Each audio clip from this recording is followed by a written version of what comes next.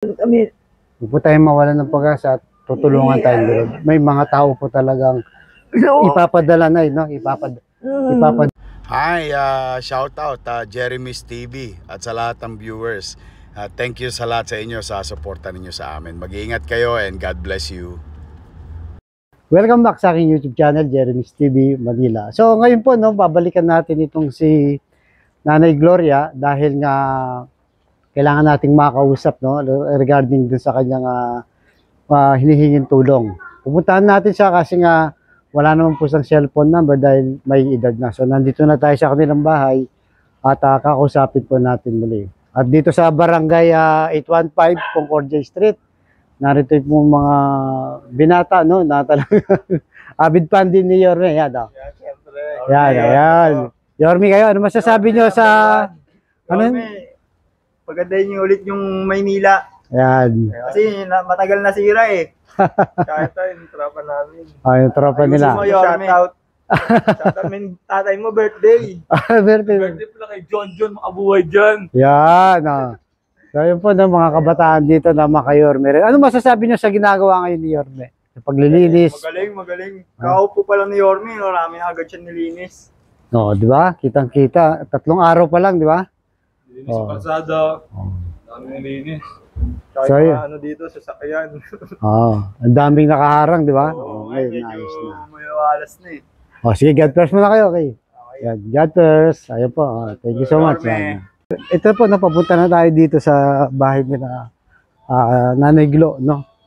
Para makausap natin kung ano na yung sitwasyon nila, no?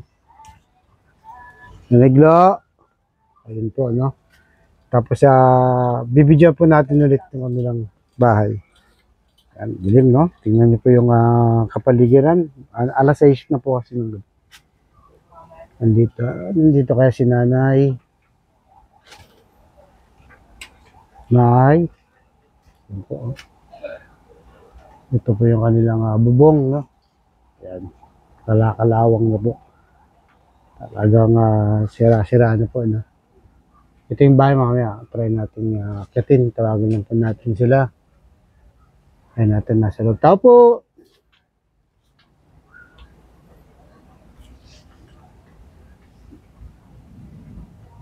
Tao po! Ayun na yata.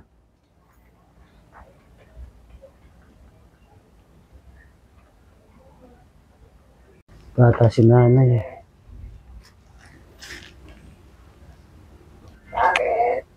Opo, Nay.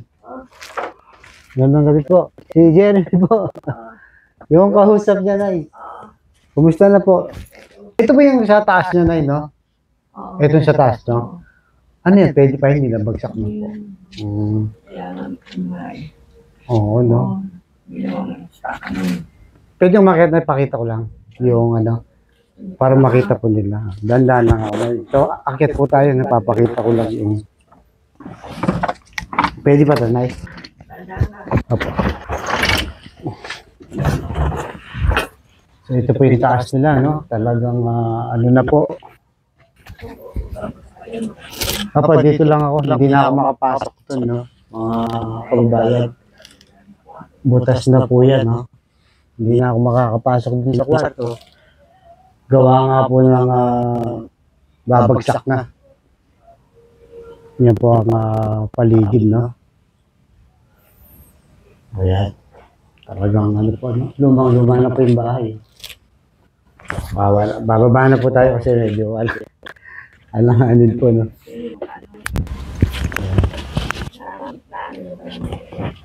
Ayan. Diba tayo? Ito na po, no? Si Nanay. Na kung saan ay hindi pa sa napuntahan na natawagan niya, may gawa ng baka hindi po makontak, no, yung kanyang anak nasa PGH kasi at walang signal doon. Ngayon pinuntahan po natin para malaman natin at siyempre ma-follow up natin kay Yorme para alam natin. At pero ito po, no, si Nanay may gustong sabihin, mananawagan po sa ating mga kababayan na may bukal lang kalooban po. Sige, Nay, manawagan po kayo para sa ating mga kababayan kung sino yung gusto po.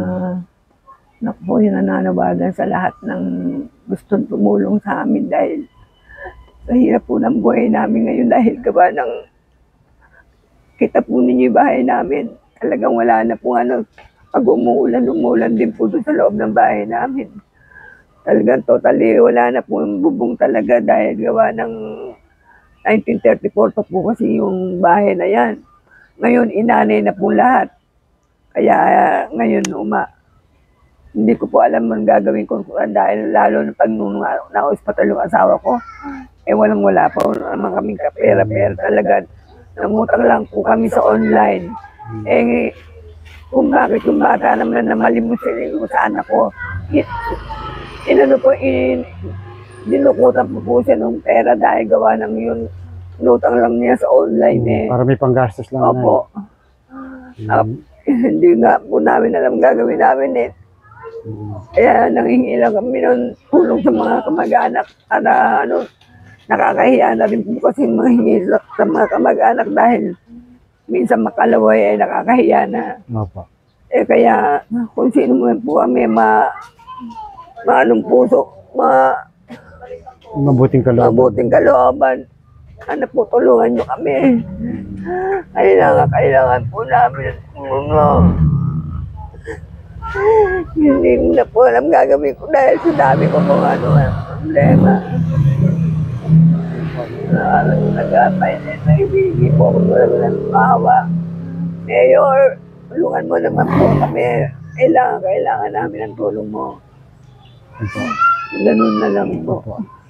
Ayun po, mga kababayan, mga ka-Iskonians, si nanay na po mismo nga nanawagan na kahit yung kaya nyo lang po na nabukal sa yung kalooban. Sana po matulungan po natin lahat si Nanay Gloria dahil talaga pong hirap sila sa buhay. Sa totoo lang po, 500 na lang ang natitira namin pera.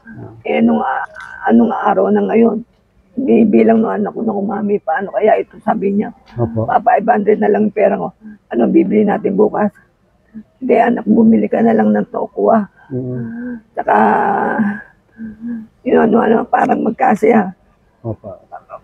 Unti-unti na lang natin na sakali, may awa ang Diyos. Opo. Tulungan kami. Hindi po tayo mawalan ng pag-asa at tutulungan tayo. May mga tao po talagang ipapadala na, ipapadala ni Lord na para tumulong sa inyo, sa inyong kalagayan. Huwag po tayo mawalan ng pag-asa. May awa talaga ang Diyos. So yan po mga kababayan, muli po kumakatok sa inyong puso si nanay. Kasamaan ba yun sa vlogger yun? Opo, para po makita po ng So yan po, kumakatok si nanay sa inyong mga mabubuting puso po, na sana po talagang matulungan po natin, para po kahit pa paano makagaan sa kanilang pasanin, kanilang mga problema ngayon. So yan po, Nay, saan po natin may mga tao, at actually meron na po tayong mga followers, mga subscribers na talagang gustong tumulong. Sa ngayon, bigyan ko muna yung sombrero na, Yorme, para hindi mo makalimutan. Kasi nakita kita nakasombrero. Yan, ngingiti-ngiti mo na si nanay.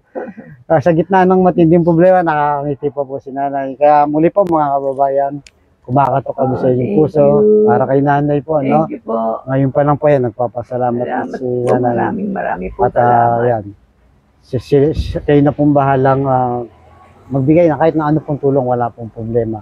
Maraming salamat po. Maraming salamat po. Maraming salamat po. At bahala na po ang Panginoon sa inyo. Magbalik po sa inyo. Opo. Yan. Thank you po mga kaibigan. Salamat.